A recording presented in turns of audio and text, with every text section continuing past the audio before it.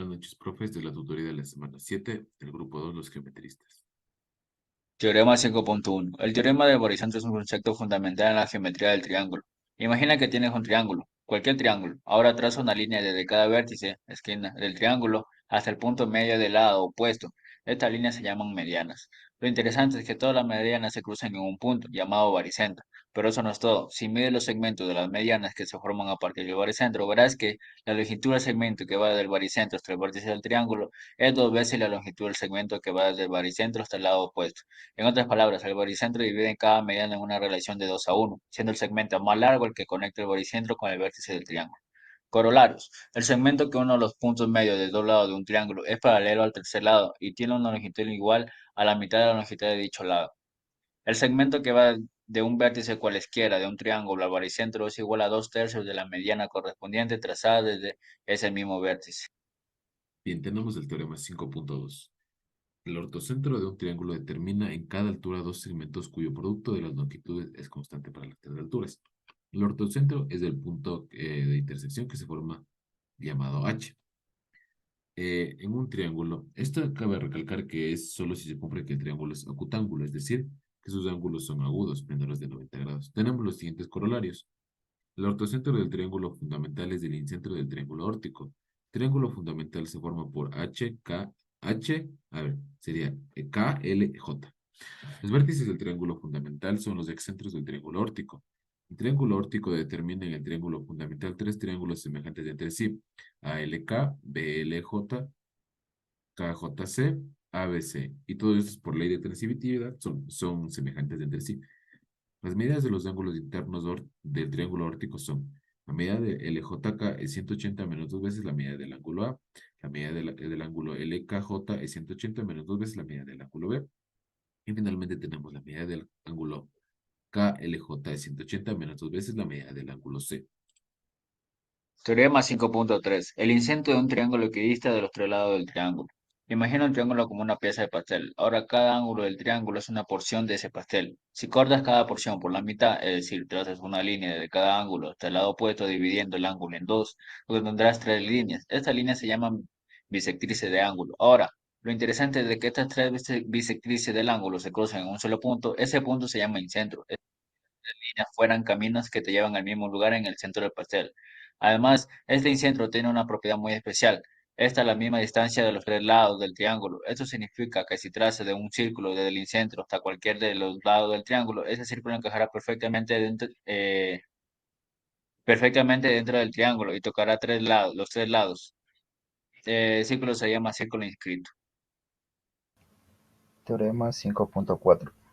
El circuncentro de un triángulo equidista de los tres vértices. Tenemos el teorema 5.5, que es un poco extenso, que nos dice: si se traza la bisectriz interna y externa desde un mismo vértice del triángulo, en este caso, estamos trazando la bisectriz a partir del vértice B. Los pies de esas bisectrices determinan en el lado opuesto su proyección, es decir, la proyección cae en esta parte de aquí, en el lado AC. Tenemos la bisectriz externa y la bisectriz interna. Los segmentos que se forman son respectivamente proporcionales a los otros dos lados del triángulo, es decir, que lo dividen armónicamente. Si recordamos división de segmentos, la división armónica está dada por el punto P y Q, y aquí se forma. Tenemos el Teorema 5.6. 5.6. En un triángulo, si traza dos segmentos desde un vértice hasta el lado opuesto o su prolongación, y los pies de estos segmentos dividen armónicamente a ese lado opuesto en la relación MN, que es igual a la razón de los lados correspondientes del triángulo, entonces esos segmentos son las bisectrices interna y externa trazadas desde ese vértice. Imagina un triángulo. Tienes tres vértices y tres lados. Ahora elige uno de los vértices. Desde este vértice se traza dos líneas hasta el lado opuesto del triángulo. Una de estas líneas va directamente al lado opuesto y la otra línea se extiende a más allá del lado opuesto. Estas son las bisectrices interna y externa. Ahora mira dónde estas líneas tocan el lado opuesto. Estos puntos dividen el lado opuesto en dos segmentos. La relación entre la longitud de estos segmentos es la misma que la relación entre los otros lados del triángulo. Esto es lo que significa que los segmentos dividen armónicamente al lado opuesto. Por ejemplo, si tienes un triángulo con lado de longitud 3, 4 y 5 y traza las bisectrices del vértice opuesto al lado de longitud, 5. Los segmentos en los que se divide el lado de longitud 5 tendrán una relación de 3:4. Teorema 5.7. Si un triángulo rectángulo se traza a la altura relativa a la hipotenusa, entonces se verifican las siguientes proposiciones. Corolario. La altura relativa a la hipotenusa determina triángulos rectángulos semejantes entre sí y semejantes con el original. El producto de los catetos del triángulo original es igual al producto de la hipotenusa por la altura relativa a la misma. La altura relativa a la hipotenusa es media proporcional entre los segmentos que determina en la hipotenusa. Cada cateto es media proporcional entre la hipotenusa y la proyección de dicho cateto sobre la hipotenusa.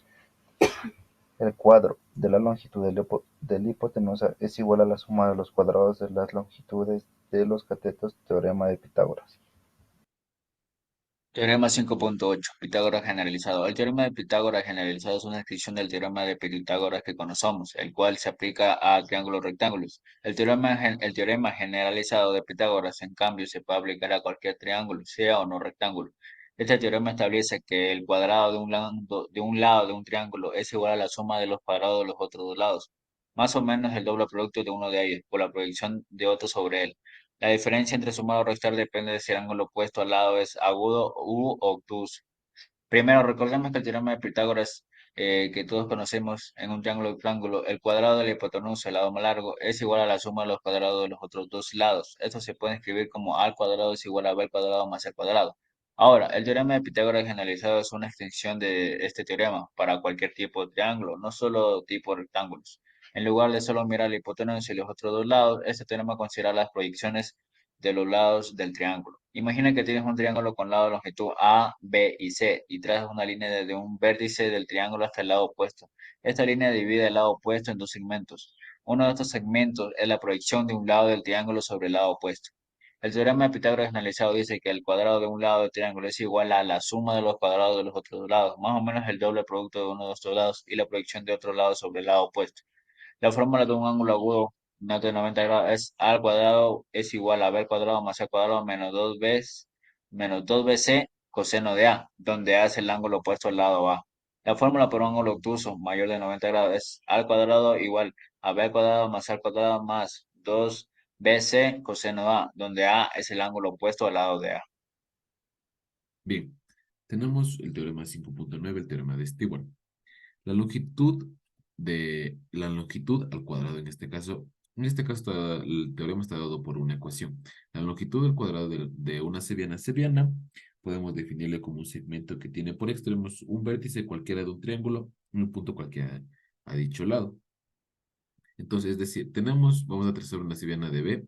Su lado opuesto sería el lado del triángulo AC. Es decir, cualquier línea, cualquier segmento que tracemos de B a C va a ser la seviana. Claro, hay sevianas más importantes que otras. Entonces tenemos que la longitud al cuadrado de una seviana de un triángulo por la longitud del lado en que cae dicha seviana, es en este caso B, es igual a la suma de los productos de las longitudes, es decir, la suma de los productos sería m por a más n por c al cuadrado. Y menos el producto de las longitudes, las longitudes de los segmentos de la seviana que la seviana determina. Es decir, mn por b. Y bien, tenemos los siguientes corolarios. Y estos corolarios son para las medianas de un triángulo.